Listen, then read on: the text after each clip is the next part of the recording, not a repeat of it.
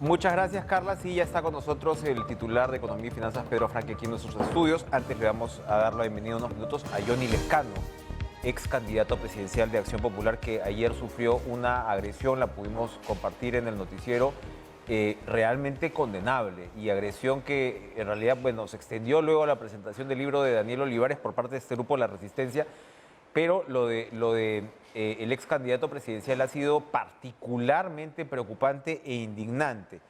¿Cómo está, Johnny? Muy buenas noches. Gracias por estar hoy con Hola nosotros. Enrique, buenas noches, un saludo a todo el país. En efecto, bueno, ayer hemos sufrido esta agresión, que ya no solamente ha sido insultos, agresiones verbales, sino ya agresiones físicas, han violentado el domicilio, se han ingresado al domicilio este grupo denominado La Resistencia, ¿no? Llegaron en un bus, me parece que están bien solventados económicamente, están organizados, impunemente van por todo lado, pero ayer ya han pasado una frontera, que esa es la frontera de los derechos. Uno tiene derecho a protestar, pero no a agredir a las personas en la manera como se ha hecho, en entrar al domicilio ajeno, volver a salir, evitar que uno ingrese a su domicilio.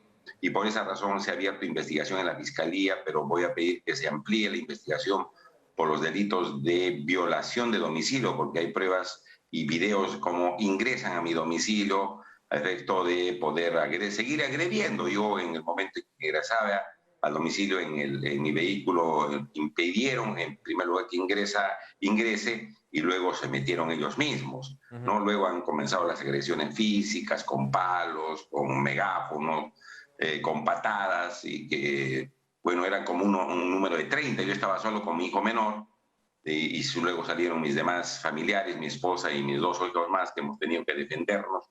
Incluso mi hija interfiere, ¿no? Para que no me caiga un palazo de una señora. Entonces ya tuvo que intervenir para evitar esta agresión. Y bueno, creo que son hechos graves porque Gravísimos. eso no es política, eso ya son bandas organizadas que responden a determinados intereses. Los veo en los mítines del fujimorismo, del señor Aliaga, ¿no? En esos mítines los veo permanentemente a estos mismos grupos y obviamente ellos deben estar solventados por estas organizaciones Ahora, políticas que se han desnaturalizado sí. porque hacen actos criminales de esta naturaleza. Ahora, Johnny, particularmente preocupante el tema de la agresión física como tal, efectivamente la invasión a su domicilio. Y según lo que conversaba con el politólogo Eduardo Darllán, que estuvo en la presentación del libro de Olivares y con quien vamos a conversar más adelante, entre el grupo de esta gente de la resistencia, que se hace llamar así, hay algunos miembros o gente que está ahí en la comparsa, por decirlo de alguna manera, que parece que tuviera algún tipo de alteración mental. Esto preocupa especialmente porque, bueno, puede derivar a una violencia que ya no tenga retroceso. Acá estamos hablando efectivamente de delitos que se van a investigar, ya la Fiscalía está en estas pesquisas, pero usted observó, cuando observa a estos sujetos, hay gente ya enardecida, ya con la violencia, por decirlo de alguna manera. Sí, sí, claro. Yo he visto gente muy, muy agresiva, ¿no? Y que, bueno, tuvimos que estar parados ahí esperando que se calmen y se cansen y se vayan. Pero sí, había algunas personas, varones y mujeres también, que gritaban, que vociferaban, algunos sin mascarilla, sin nada, y como tú bien dices, algunos que muestran algún tipo de patología, Ajá. ¿no? Y que responden pues a consignas, y como no tienen, digamos, un razonamiento que pudiera hacerlos ver que se está agrediendo indebidamente a las personas, agreden nomás y bueno, utilizan estos grupos políticos a estas personas.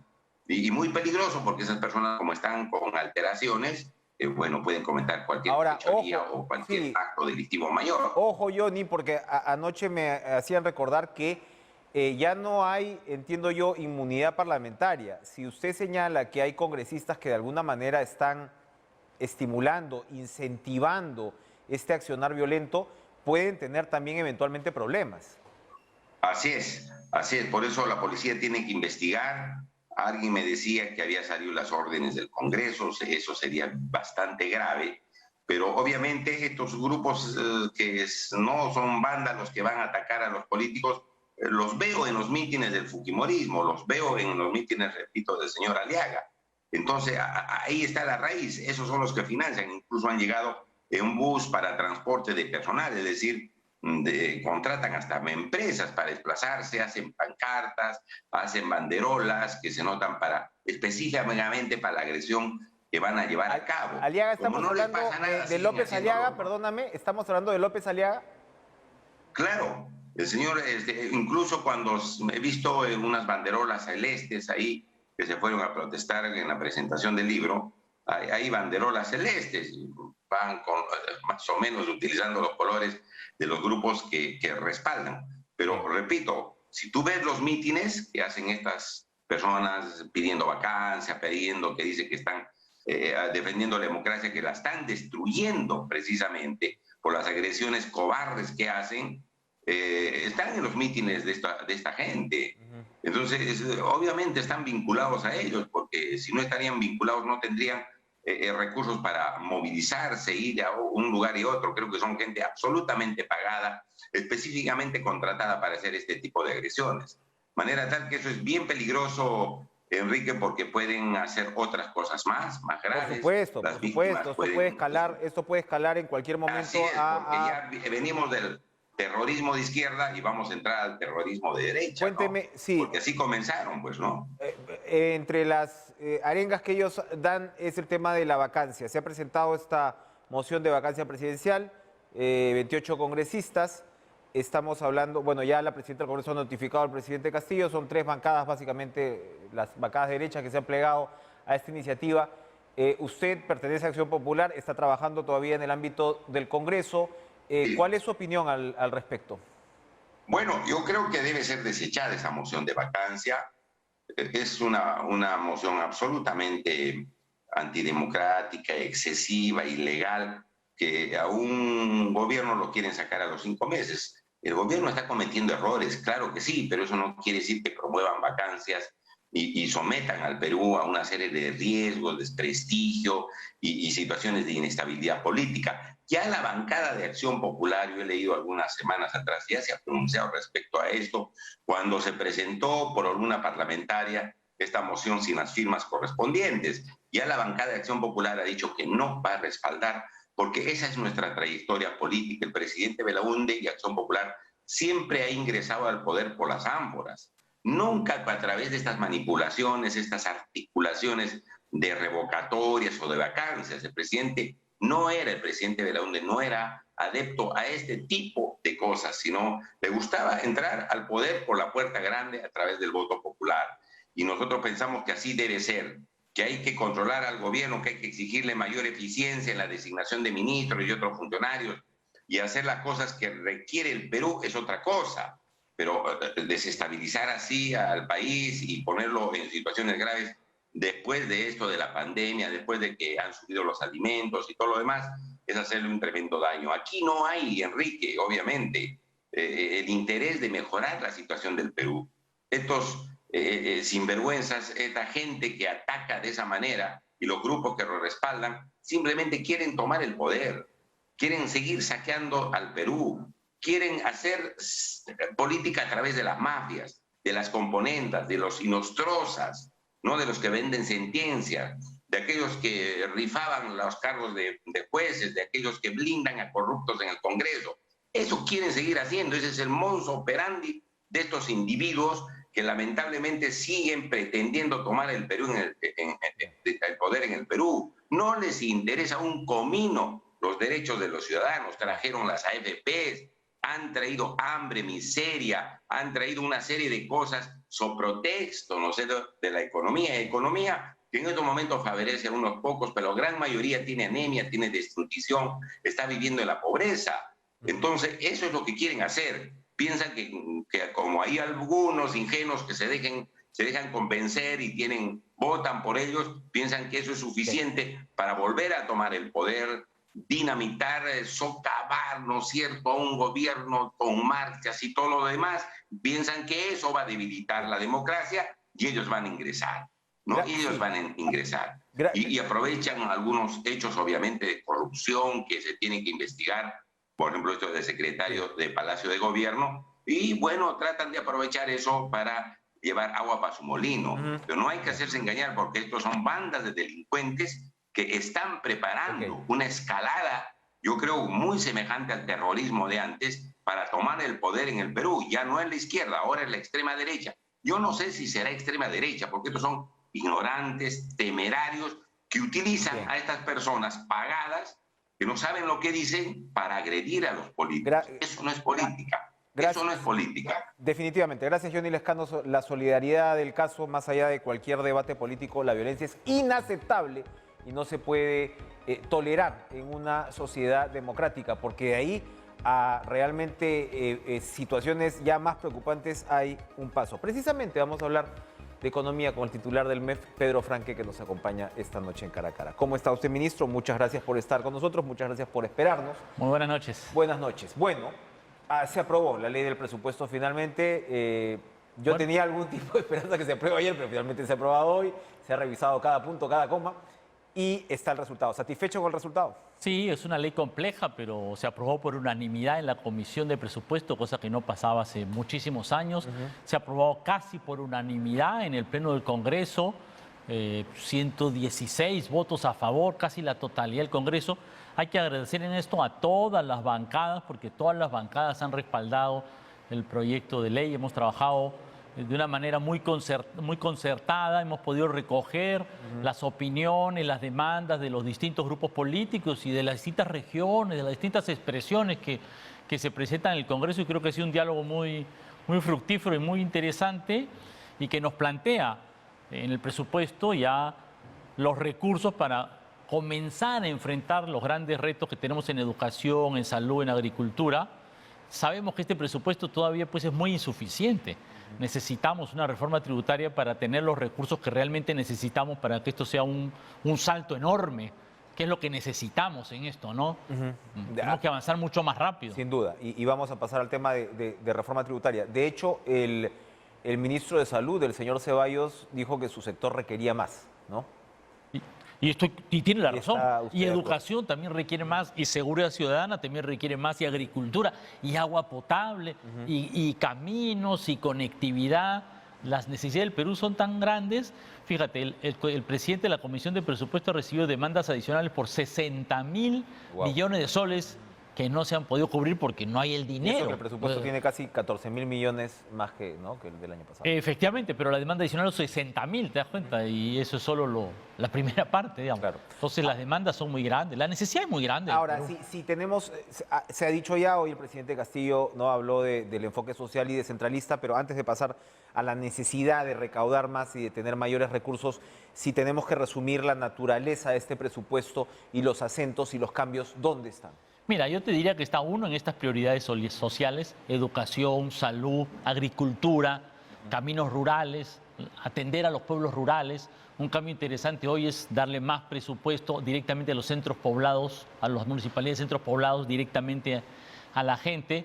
Hay un cambio descentralista. Hay varios mecanismos, pero transferir más directamente a las municipalidades. Hay el Fondo de Compensación Regional que se ha reforzado. Hay esta iniciativa de las municipalidades de centros poblados. Creo que hay un interés en llegar más abajo en la gente. Y yo creo que el tercer gran cambio muy interesante es la concertación. Fíjate, hace años que no tenemos un presupuesto que haya podido ser aprobado por los distintos grupos políticos. Yo creo que ese es un camino, ahorita que vemos estos enfrentamientos tan lamentables, violencia, ¿no? Cosas que nos dividen a los peruanos, que nos impiden avanzar. Más bien, creo que es importante tratar de trabajar unidos en torno a un objetivo común, que creo que se ha mostrado que es perfectamente factible. Esta concertación debería usted servirle de pie precisamente para, como dicen ahora, socializar la reforma tributaria, que tiene, por supuesto, varias dimensiones. Y en las últimas semanas, claro, se han escuchado voces de empresarios, se han escuchado voces de mineros, etcétera, etcétera.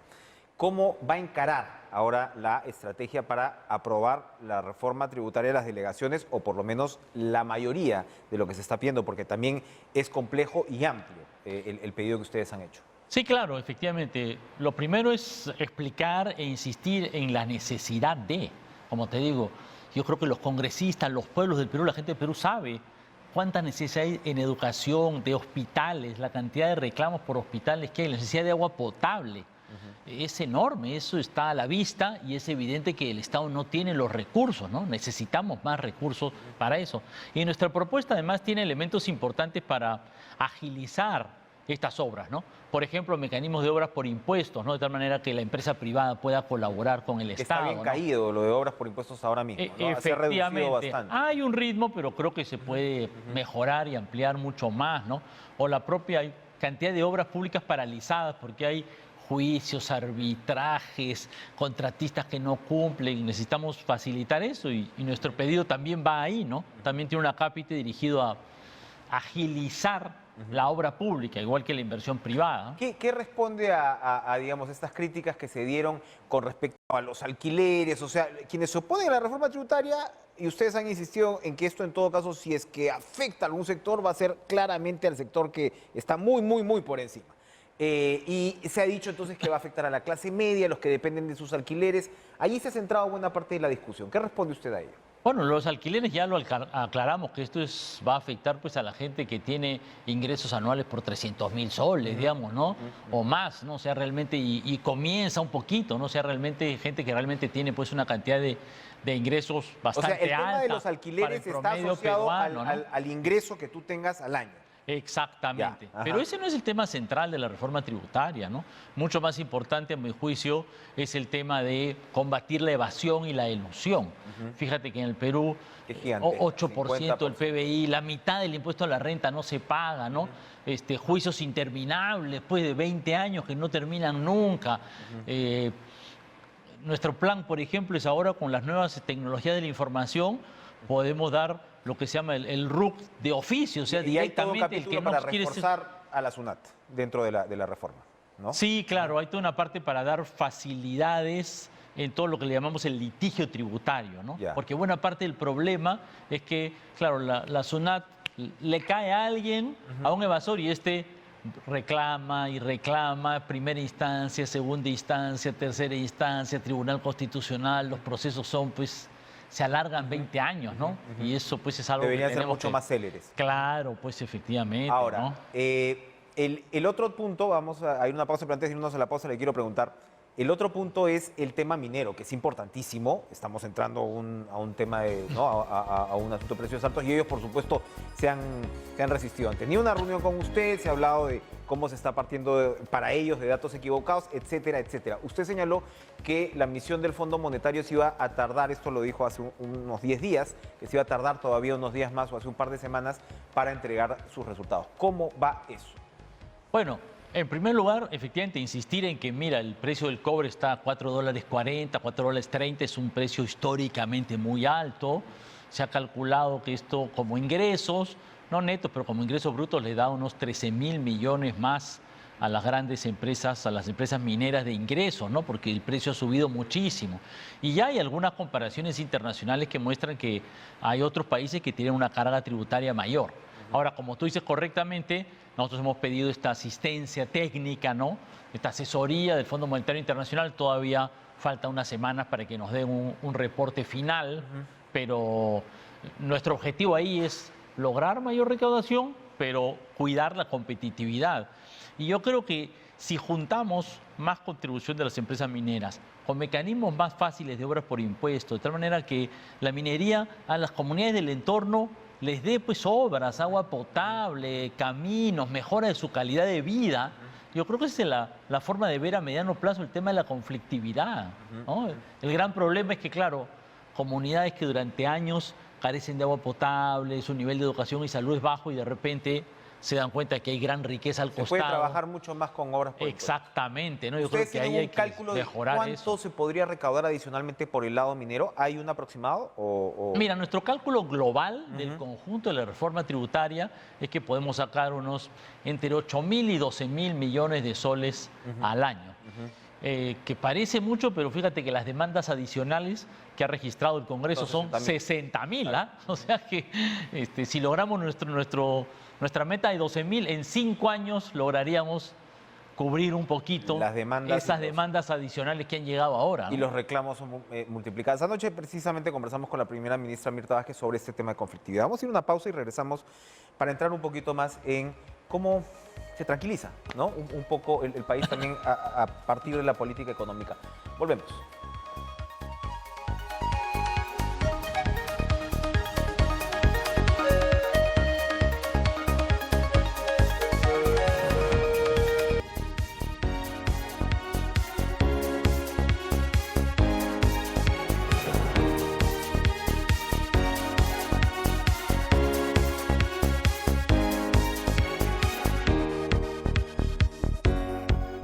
Estamos con el ministro de Economía y Finanzas, Pedro Franque. Efectivamente, después de una inmersión para aprobar un presupuesto en el Congreso, uno necesita de repente un respiro. Ojalá se lo pueda tomar en estos días, porque no va a tener mucho tiempo, porque ya nos explicó que comienza de todas maneras o retoma el tema de avanzar con la reforma tributaria. Le tenía una última pregunta al respecto. Porque una reforma tributaria, y lo hemos conversado antes, efectivamente con una presión tributaria de 14% en un país como el Perú es insostenible. Es insostenible. Es necesario. Estás en lo correcto, digamos, estamos muy por debajo. Además, la brecha con el resto de países de América Latina se ha abierto. Estábamos como 3, 4 puntos debajo, ahora estamos 6, 7 puntos debajo del promedio de América Latina. Y en el proyecto usted es muy prolijo, digamos, para decir, bueno, esto se va a invertir en esto, se va a informar de estos resultados en esto, cómo va cambiando o no. Recibimos más recursos, ¿dónde los vamos a invertir? Ok, pero yo le comentaba en la pausa, digamos, un objetivo de estos tiene que estar muy amarrado efectivamente a proyecto de nación, a políticas de Estado, mejor dicho, ¿no? Entonces, educación, ¿no? Y entonces ahora mismo hay una controversia en torno a educación. Sigue la reforma magisterial, va a tomar otro carácter. Por supuesto, usted ha dicho salud. Ahora están interpelando al ministro de Transportes y Comunicaciones porque es un tema también controversial lo que está pasando con la reforma del transporte en Lima y Callao. ¿Cómo amarrar eso? Porque eso es parte del mensaje, ¿no, Pedro? O sea, hay que decir, bueno, vamos a recaudar más y esto lo vamos a gastar bien.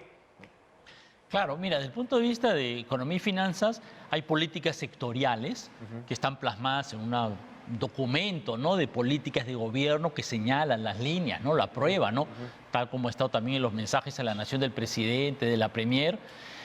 El presupuesto es la plasmación, digamos, práctica de la mayor parte de esos planes, ¿no? Ahí está, en educación, vamos a construir colegios, vamos a reforzar la capacitación de los maestros, vamos a reforzar la educación intercultural bilingüe, vamos a mejorar los institutos pedagógicos, o sea, ¿no? Ahora, o sea, está muy detallado a dónde van a ir esos recursos. El gran reto de corto plazo en educación, por supuesto, es el retorno seguro a clases. Ahorita vivimos una situación particular, por ejemplo, en salud, nuestro fondo tiene 3.000 millones de soles de presupuesto, ¿no? 3.000 millones de soles listos para usarse según cómo venga la pandemia, porque ahorita estamos tranquilos, pero mira, el contagio está subiendo un poquito, hay que insistir en que la gente se vacune y usar la mascarilla. En el mundo, en Europa, no sé si ha visto, hay una impresionante, cuarta ¿no?, ola. Europa. Austria cerrado, sencillamente, países otra vez, que ¿no?, tienen pues sistemas de salud y estados mucho más potentes que el nuestro, así que tenemos que mantenernos en guardia todavía. Pero luego de eso yo creo que está muy bien y el Congreso debe discutir a fondo algunos de estos temas. Yo creo que vale la pena que el Congreso, que es el foro político por excelencia, bueno, discuta a fondo la orientación de la política educativa y de la reforma educativa, que discuta el tema de, bueno, la salud, cómo reformamos el sistema de salud a mediano plazo, ¿no? Cómo unificamos, descentralizamos el sistema de salud, cómo construimos hospitales de mejor manera. Igual en la reforma de transporte, o sea, yo creo que hay grandes temas de discusión ya sectoriales que tiene que tener el Perú y que tienen que discutirse en el Congreso. La experiencia del presupuesto indica que es posible un buen diálogo, una buena concertación. Es trabajoso, porque efectivamente de eso se trata, tres días claro, hay que tener mucha paciencia y mucha capacidad de negociación y de conversación, ¿no? Tenemos semanas trabajando con la Comisión de Presupuesto, ¿ah? O sea, es intenso, es esforzado, pero se puede. Yo creo que hay que insistir que ese camino es el adecuado y no el de la división, la confrontación, la agresión, ¿no? Y las mociones de vacancia, para el caso. Y lleva ese tipo de comportamiento pues agresivo, ¿no? Como estabas mostrando tú, como lo que le han hecho a Johnny Lescano, que es terrible, ¿no? No nos llevan a nada bueno como país, ¿no? O sea, hay gente que cree que puede ganar con eso, pero la verdad, el que gana así son victorias pírricas. Así no llegas muy lejos. Un comentario para cerrar, porque ya estamos cerrando el año en realidad.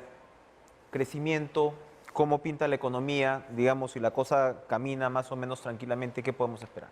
Mira, el crecimiento de este año, pues la última proyección es 13%, es una sorpresa muy positiva para el Perú, ¿no?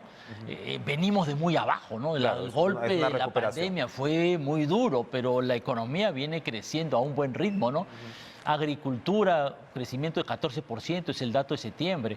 Manufactura no primaria, 9%. Son cifras interesantes de crecimiento que desde luego hay que hacer pues un esfuerzo importante por mantener, ¿no? Y que tienen un rebote en la generación de empleo, también con la recuperación del empleo. Por supuesto, efectivamente, ¿no? Las cifras muestran. Lo que pasa es que venimos de muy atrás, igual que en el tema de las brechas en agua, en educación, en salud. O sea, las necesidades son grandes y recién estamos saliendo de la pandemia. O sea, se mezcla un problema estructural, histórico, de falta de empleo, de mala salud, con un golpe de la pandemia. Claro. Entonces, la situación es difícil, ¿no? Esperemos que podamos ir remontando. Pedro Franque, muchas gracias por acompañarnos esta noche en Cara a Cara. Tenga usted unas horas de merecido descanso, porque luego ya sabemos cuál es la agenda que le espera. Gracias, ministro de Economía y Finanzas. Muchas gracias. Vamos a ir a una pausa y regresamos con el constitucionalista Omar Cairo.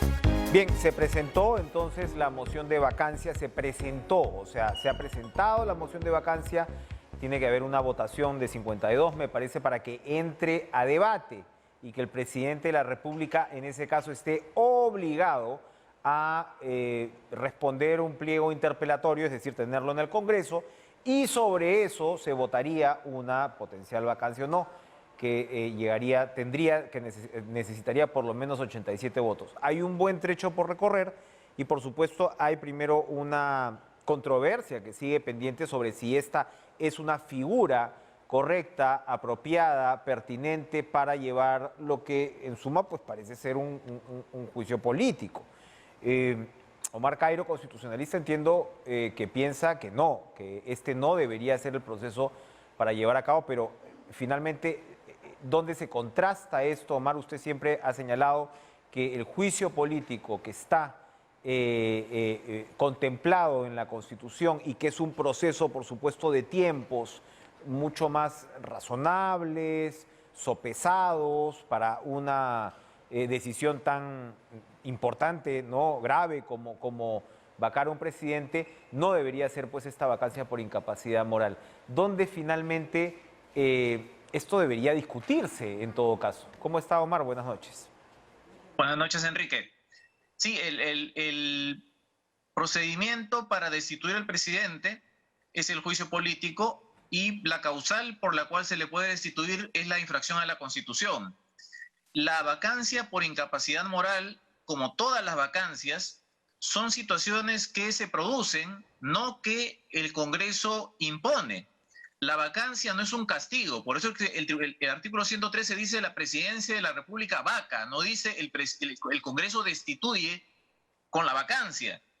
Y no es un castigo porque contempla situaciones objetivas, una de las cuales es la incapacidad moral entendida como incapacidad mental, que le impide al presidente continuar en el ejercicio del cargo. Esto aparentemente se estaba teniendo claro, mejor dicho, se estaba admitiendo, a tal punto que el líder de Renovación Popular, una de las bancadas que respalda la propuesta de vacancia como castigo, que es esto que se ha presentado ahora, hace unos días, bueno, lo que pasa es que el contenido es lamentable lo que dijo, pero revela que estaba apuntando a demostrar que el presidente estaba en curso en un tipo de incapacidad que le impedía ejercer la presidencia, y decía que era una incapacidad antropológica, y digo es lamentable porque él decía lo siguiente, que está muy bien de profesor de primaria, de dirigente, de campesino, pero no para dirigir un país. Es decir, hay variantes antropológicas, variantes de seres humanos que pueden gobernar y otras variantes que no. Castillo está en ese grupo. Entonces, bueno, pretender eso es realmente terrible desde el punto de vista constitucional, de la igualdad, pero por lo menos indicaba que ya se estaba descartando a la vacancia como sanción. Ya se pretendía decir que Castillo estaba descalificado por sus características antropológicas, lo cual es pésimo, pero se estaba por lo menos dejando de considerarlo como un castigo. Bueno, se ha regresado hoy día a la figura de la vacancia como castigo. porque se le está acusando de infracciones constitucionales y se dice que por eso él debe salir del cargo. Ahora, Omar, en su momento el Tribunal Constitucional no zanjó este tema, ¿no? O sea, seguimos un poquito en ese limbo. No, el Tribunal Constitucional no se pronunció, pero yo creo que hay que dejar de utilizar al Tribunal Constitucional y a su sentencia como fetiche. Si el Tribunal Constitucional no dice qué cosa es un Congreso, entonces no se sabe qué cosa es un Congreso. El Congreso es un órgano que está dedicado a legislar y a fiscalizar, aunque no lo haya dicho nunca el Tribunal Constitucional. La vacancia es una institución que consiste en que el cargo está vacío. Lo diga o no lo diga el Tribunal Constitucional, porque así aparece en la Constitución, y en la Constitución no se contempla como mecanismo de castigo. Entonces, si se va a pretender utilizar la vacancia para castigar por infracción constitucional, se está claramente suplantando al juicio político. ¿Y por qué digo esto?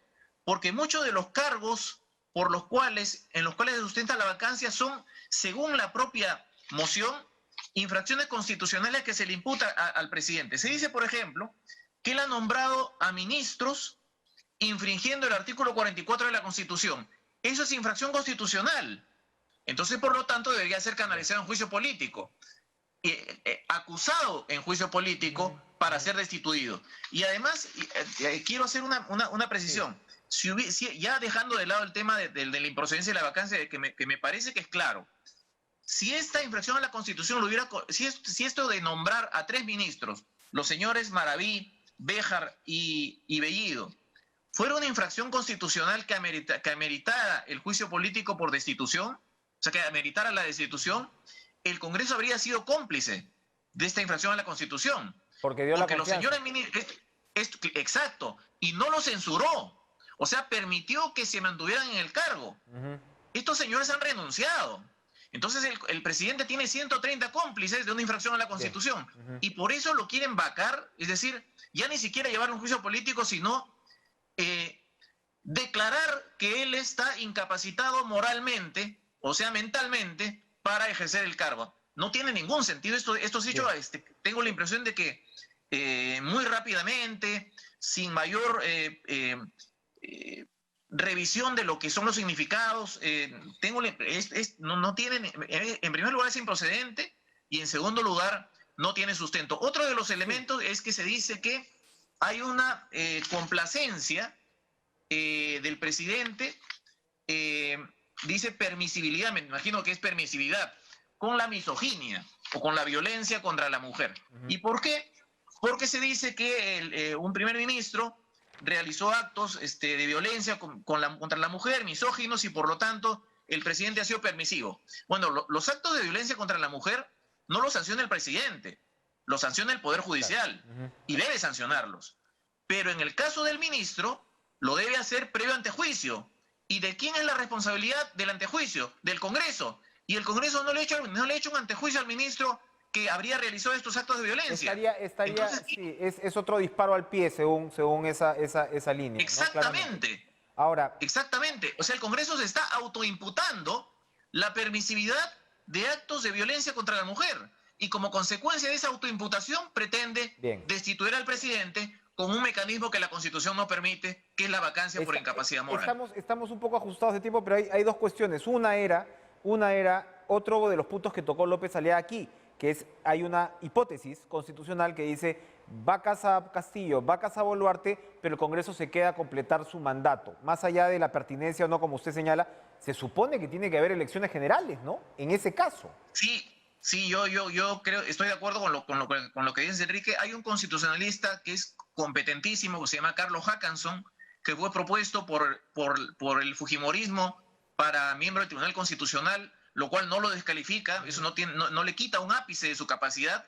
Carlos Hackanson dice claramente que cuando se convocan elecciones, el presidente del Congreso convoca elecciones como producto de la imposibilidad del presidente y los vicepresidentes, es elecciones para presidente y para Congreso, porque la Constitución tiene toda una lógica de que los mandatos son paralelos, 5 años simultáneos. Eso no se puede romper. Y estoy citando un constitucionalista no solo talentoso, sino además que fue propuesto por el fujimorismo. una bancada Moravacán, fujimorista. Y hay una lógica que es cómo te vas a ir, porque claro, puede sonar persuasivo para que los congresistas se queden y voten por la vacancia, sin duda a eso va, pero ¿cómo vas a hacer una elección de presidente sin darle posibilidad de tener bancada? Es claramente No solo eso, sino ir que a otra vacancia, a partir de ese momento, ¿no? O sea, Enrique, ya las elecciones presidenciales nunca más van a ser simultáneas. claro, evidentemente. Es decir, claro, y lógicamente va a pasar eso que tú dices. El presidente será elegido y después habrá elecciones parlamentarias en las bancada. cuales el presidente tendrá una incidencia mínima para efectos de tener, Y ya- de procurar tener una bancada. Y ya sabemos qué pasa, si no pregúntele a Martín Vizcarra. Muchas gracias, Omar Cairo, constitucionalista, por acompañarnos esta noche. Continuamos con... Gracias, Enrique. Muchas gracias a usted. Continuamos con Eduardo Darjan, politólogo. Bueno, en fin, hay varios temas que hablar, pero usted, Eduardo, estuvo en la famosa presentación del libro de Daniel Olivares, que por lo que me ha comentado salió muy bien, fue muy interesante. Y es una lástima que se destaque, entre comillas, ¿no? esta manifestación de la resistencia, pero yo quería solamente incidir en un punto que yo le comentaba al Lescano, que fue lo que hablamos contigo, Eduardo, en la mañana, que era que hay gente que parece realmente con problemas mentales acá dentro de estos manifestantes, y más allá de, en fin, de los problemas en sí, lo preocupante es que allí sí pueda escalar algún tipo de violencia que ya haya que lamentar. ¿Cómo observaste a estos sujetos? Buenas noches, Enrique. No es que observé mucho, salí un rato porque al momento de salir me crucé con varios de ellos y claro, lo que hay es un grupo de fanáticos también, no hay que minimizar eso, hay también un grupo más organizado que uno puede ver, dirige, mueve, pero también entre ellos hay personas que creo que hay un serio problema de salud mental, ¿no? O sea, por supuesto, siempre decimos esos fanáticos están un poco, ¿no? Pero yo no soy psiquiatra, obviamente, pero ellas personas gritándole al aire, desesperados, muy exaltados, como nerviosos. Entonces creo que hay un tema de responsabilidad muy grande, ¿no? De estos líderes que hablan, que lanzan teorías conspirativas, que saben que están mintiendo, pero que de pronto se genera esta realidad en la cual gritaban cosas como Mina sí, ¿no? Como que Daniel Olivares ahí sentado fuera parte de un gran complot antiperuano y antiminero, una idea de conspiración caviar, como si fuera una especie de conspiración de los sabios del Sion, ¿no? Fantasiosa y realmente pues de extrema derecha, ¿no? Como que hubiesen grandes poderes internacionales. Entonces, más allá del fanatismo y la organización, que la hay, no quiero minimizar, yo creo que también hay temas que tienen que ser investigados policialmente, también creo que estamos teniendo un tema de salud mental que habría que verlo, porque obviamente pues una persona que está con este grado de exaltación y todo, rápidamente puede traspasar alguna de estas líneas. Habían otros al revés que estaban muy adoctrinados en saber que no podían tocar, que no podían golpear, que podían gritar, pero sabiendo pues que si vulneraban ciertos límites, podía caer la policía que estaba presente. Pero habían otros que me parece que no, que más bien lo que uno tiene ahí es una mezcla muy explosiva. En cualquier momento vamos a estar comentando una tragedia, así como hay fanáticos militarizados que también son causa de violencia por su propio fanatismo. Creo que también, como repito, yo no soy psiquiatra, no soy experto, pero lo que yo vi ayer fue 3, 4 personas, no era un grupo de más de 25 ayer, pero extremadamente exaltados y con unos discursos fuera de sí, digámoslo así. ¿Cómo se debería, Eduardo, o de alguna manera, no ordenar, pero contribuir al debate en circunstancias como estas? A ver, tenemos un gobierno con problemas, ¿no? Qué duda cabe, con problemas de decisiones, de designación de personal, de la identidad misma, de experiencia del presidente de la República, etcétera, etcétera, etcétera. Y tenemos por el otro lado una suerte de monopolización del discurso de oposición en esta polarización, ¿no? En este sector polarizado donde el espacio de discusión se reduce de manera, de discusión racional me refiero, ¿no? Se reduce de una manera casi al mínimo. ¿Cómo hacemos de una vez o de alguna manera para recuperar un espacio de diálogo, no quiero decir centro como tal, pero un espacio de diálogo, ¿no? Donde vayamos caminando en determinados consensos que a la vez salvaguarden nuestra vulnerable democracia? Y eso creo, Enrique, fue lo bonito de la reunión de ayer. Estaba Daniel Olivares y estaba, ay, me acaba de ir el nombre, Marisol Perestello, Perestello. desde posiciones políticas diferentes, pero comentando cómo todos ellos en colaboración habían empujado ciertas leyes, ciertos espacios de control de la corrupción, cierta continuidad entre lo que había hecho uno y hecho el otro, con momentos en que habían cambiado. Hablaban también con respeto de Mirta Vázquez, de Gino Costa, que estaba ahí, personas incluso también hablando de con quienes habían coordinado dentro de otros partidos que estaban más a los extremos, pero algo muy importante es que creo que el sistema, a pesar de todos los problemas que tenía el sistema, tenía varios de estos políticos que eran capaces de conversar, concertar, tenía espacios técnicos que ayudaban a cargar las políticas, a mantener algunas reformas, y creo que mucho de eso se ha ido perdiendo. Hay una polarización que es muy dañosa, hay grupos polarizados muy, muy dañosos, hay una derecha, creo, dura, que no le ha perdonado nada al presidente desde el inicio, pero también hay que decirlo, hay un presidente que ha tomado las peores decisiones al momento de polarizar esta sociedad. Creo que no ha entendido el papel histórico que le tocaba en un momento tan complicado y además estamos en estas constantes noticias de que en lo que coinciden son cosas muy preocupantes, ¿no? Reforma del transporte, reforma contra la reforma universitaria. Acaban, perdóname, de aprobar la interpelación al ministro de Educación también. El ministro de Transportes acaba de pasar por su interpelación y se acaba de aprobar la interpelación al ministro Gallardo. Creo que, de nuevo, creo que es un momento clave para que diversos grupos de la sociedad, técnicos, los políticos que están muy disminuidos, yo no creo que sea el centro, ¿no? Creo que son la centroizquierda, la centroderecha, o la izquierda y la derecha con ganas de conversar, de concertar, reconozca que hay una serie de agendas que la población demanda, porque así como hay polarización, creo que no hay que olvidar que hay desafección y hartazgo, ¿no? Una población que desconfía profundamente de la política, que cree que todas sus autoridades son corruptas. En esas condiciones, pues a mí me parece gracioso cuando dicen vamos a salir a defender o vamos a salir a mostrar que lo que salen son grupos pequeños, mientras mucha de la población simplemente está harta mirando y reacciona, como reaccionó en noviembre, cuando ya estas cosas pues sobrepasan ciertos límites. Creo que una forma de actuar también es premiar a los políticos y reconocerlos y mirarlos que están defendiendo estas políticas, ¿no? Estas políticas de reforma, de interés común, y reconocer al honesto, aun cuando esté parado frente a lo que tú crees en términos políticos. Yo puedo ser de izquierda o yo puedo ser de derecha, pero al frente tengo una persona que no se compra a las mafias de transporte, no se compra a las mafias que buscan acabar con con el patrimonio arqueológico, como se discutió hoy día, que le preocupa la reforma de la educación, que la sigue y que desconfía de nombramientos pues, peligrosos o de secretarios generales que tienen plata en el baño y cosas como esas, ¿no? Creo que reconstruir esos espacios puede sonar a muy poco, pero en este momento parece una labor bastante radical y a la vez invocar a que, de nuevo, ¿no? Estos son plazos por 5 años de Congreso y Ejecutivo.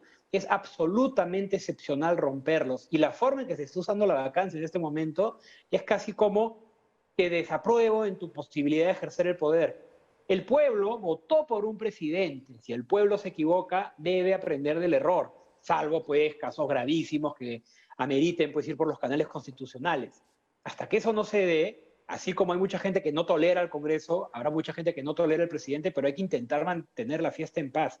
Porque el resultado, si no es, mira lo que ya está pasando, profunda inestabilidad, la posibilidad de que cualquier elección sea constantemente considerada tramposa si no me da la razón, un enervamiento del sistema que hace que no haya pues, una estabilidad mínima para ciertas garantías económicas y que esto se asocia ahora con los errores y con las metidas de pata o incluso los intereses subalternos que pueden haber en este gobierno, pero hay mucho de permanente en lo que estamos viendo. Hay mucho de cosas que se van a mantener sea quien sea que gane. Claro. La conducta del Congreso que está desarrollando, las peleas por el presupuesto, los grupos que meten en agendas subalternas, van a estar presentes sea quien gane. Entonces, suena a demasiado pedir, pero si no hay cierto sentido común de actores políticos, estos grupos radicales, polarizados, esta desafección, esta desconfianza va a ir creciendo, generando un sistema más débil y que tienda menos al orden y la estabilidad. Orden, ojo, no en el sentido de meter golpes, sino orden en el sentido de poder llevar vidas razonables con tiempos políticos medianos y con capacidad de hacer algunos cambios y reformas en beneficio de la población. Ayer pudimos, sí, ayer pudimos muy conversar pobreza. con la primera ministra, Mirta Vázquez, y yo sigo pensando que ella es un factor de cohesión, de estabilidad, a pesar de todos los problemas, a pesar de la controversia reciente con los mineros que le respondieron durísimo, y entonces, claro, ya la arrinconan un poco, ¿no? En fin, que es hasta chavista, le han dicho, etcétera, etcétera, etcétera. ¿Cuánto oxígeno le queda a la primera ministra? ¿Y qué pasaría si es relevada? Creo que a la primera ministra se le va cortando lamentablemente el oxígeno porque tiene al un lado Perú Libre, que se ha comportado como un pésimo socio de gobierno, ejerciendo su agenda, buscando sus intereses y no pensando en la estabilidad, sino probablemente en sus elecciones del próximo año. Y en este momento esos mensajes ambiguos sobre la vacancia, lo que buscan es decir, si no cambias en la dirección que yo quiero, podría sumarme al bloque vacador, ¿no? Entonces ahí se abre un espacio importante para la primera ministra, que dialogue y reconozca pues si se le fue la mano, si se equivocó en el tema de cómo se anunció lo de las mineras, y lograr recomponer en algo ese sector hacia la derecha y hacia el centro que la estaba viendo como un factor de mayor estabilidad, que están con ganas de darle más oportunidades al gobierno. Sería importante pues que se logre reconstruir, porque un retorno al serronismo creo que ya termina de enterrar a Castillo. Y sí quiero decir que el principal agente de cambio tiene que ser el presidente. A mí me parece inaceptable que días después de haber encontrado dinero en el baño del Palacio de Gobierno de su secretario personal, una persona de su confianza, el presidente hasta ahora no haya dicho absolutamente nada. Es un ejemplo de por qué los problemas nacen de él. Malos nombramientos, incapacidad de reaccionar y comunicar en momentos clave. Si siente que no lo puede hacer él, tiene diversas formas de hacerlo con asesores, pero si no muestra un rumbo claro, si no se desliga de intereses pequeñitos que lo rodean, su sindicato, los intereses más de la región, si no logra mostrar una agenda más amplia, esto va a seguir cayendo. Yo, como has escuchado, estoy totalmente en contra de la vacancia, pero los hechos políticos pueden llevarte a una vacancia donde probablemente no te defienda nadie, ¿no? Escuchar a algunos congresistas a decir, vamos a salir a las calles, si se incrementa el hartazgo, si se incrementa el cansancio, no va a ser una reacción como la de noviembre.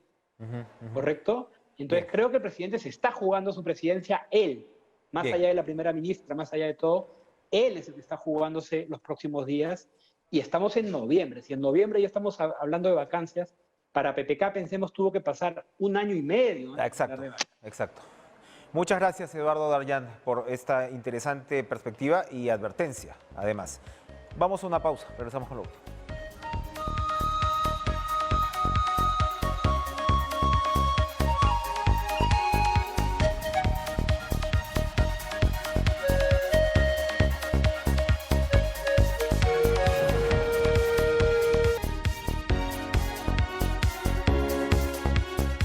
Bueno, les confirmamos que el Congreso aprobó la interpelación al ministro de Educación, Carlos Gallardo, con 53 votos. Esta se realizará el 7 de diciembre a las 10 de la mañana. Recordemos que hoy el ministro de Transportes y Comunicaciones, Juan Silva, enfrentó también una interpelación y vamos a ver si eso tiene consecuencias posteriores. Sigan con la información deportiva, sigan con En Pared.